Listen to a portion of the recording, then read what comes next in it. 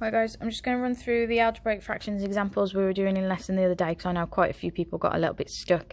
So when they ask you to simplify algebraic fractions, you're usually going to look at a quadratic on the top and the bottom of a fraction. All you need to do is factorise the top, factorise the bottom. Now the top of this fraction is nice and easy to factorise. You just need two numbers, multiply to make minus 21, but add to make minus 4. So you could have x with a minus 7 and x with a positive 3, since minus 7 times 3 is minus 21 and minus 7 add 3 is minus 4. After that, we need to factorise the bottom. Now I know a few people have been getting a little bit stuck on factorising quadratics that have a number in front. So if we've got 2x squared minus 9x minus 35, whenever there's a number in front, we do 2 multiplied by minus 35 is minus 70. So you're looking for two numbers that multiply to make minus 70 but still add together to make minus 9. So we've got 1 and 70, 2 and 35, 3's don't go in, 4's don't go in, 5 and 14. So I've got a pair there that's going to give me 9 basically. I've got, if I want to make minus 9, I need a positive 5 and a minus 14. Now because it's a 2x squared graph, you're going to have 2x at the start of each. You're going to have one with a positive 5 and one with a minus 14. Now remember, what you need to do is to fully factorise this. This one stays as it is because there's nothing I can divide 2 and 5 by. This one, both numbers divide by 2, I get x minus 7. So that means on the bottom of my fraction, I get 2x plus 5 and x minus 7. So now I've got a fraction where the top is factorised and so is the bottom. All you're looking for is what appears the same on both. There's an x minus 7 on the top and an x minus 7 on the bottom.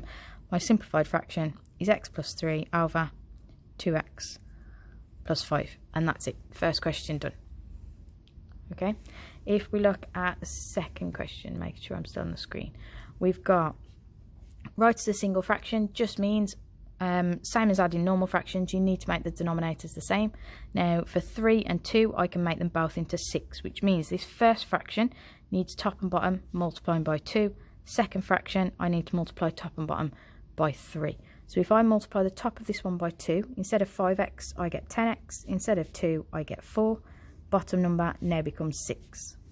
On this one I'm multiplying top and bottom by 3, so 6x times 3 is 18x, 1 times 3 is 3, and the bottom number again becomes 6. Now that the denominators are both 6, all I need to do is tidy up. I've got 10x, add 18x is 28x. I've got minus 4, add 3 is minus 1. And that's it. I've got one simplified fraction where the denominator is the same. Right, same idea with the next one. It's just a little bit more complicated. If you imagine brackets around it, basically we want to say that these fractions have to have both the brackets on the bottom. So that means this first one needs top and bottom multiplying by the bracket x minus 2. This second one needs top and bottom multiplying by the bracket 3x plus 1. So that means what I end up with is this one, I get 2 lots of x minus 2 over 3x plus 1 x minus 2. Then for the second one, I'm multiplying top and bottom by 3x plus 1, so I get 6 lots of 3x plus 1 over, and again, both brackets, 3x plus 1, x minus 2. So now that they both have the same denominator, I can write that into a single fraction. And what I can do is if I expand the top of this one, 2 times x is 2x, 2 times minus 2 is minus 4. Treat this as a positive 6 outside. 6 times 3x is 18x, 6 times 1 is 6. So I can now tidy the top of my fraction up. 2x add 18x is 20x, minus 4 add 6 is 2 over 3x plus 1, x minus 2. Now sometimes you'll be able to factorise the top as well once you've finished to see if there's anything that simplifies. So I can take a 2 out of both, I get 2x plus 1 and then 3x plus 1, x minus 2. So in this case there's nothing that cancels out afterwards. That's as neat as it's going to get. Right, last question on this one is multiplying. Now multiplying is you multiply straight across the top, straight across the bottom. Now what comes in handy is if you can factorise anything first of all. So the top of the 5x I can't change. The bottom I can take a 3 out of both. If I take a 3 out of there, I've got the x left. If I take a 3 out of there, I've got plus 2. I'm then multiplying by, and if I factorise this one, I can take a 4 out. I get an x and a plus 2 again. The bottom stays as 6. Now, as we were saying, when we multiply fractions, straight across the top, straight across the bottom, 5x times 4 is 20x. It doesn't affect the bracket, okay, because it's already been multiplied outside. If you multiply inside the bracket as well, then you've done it twice. And then if you look at the bottom, 3 times 6 is 18, and again, it doesn't affect the bracket. But now that I've factorised already, I can see that there's an x plus 2 on the top and an x plus 2 on the bottom. I'm left with 20x over 18. Both numbers divide by 2, I get 10x over 9. And that's it, multiplying done.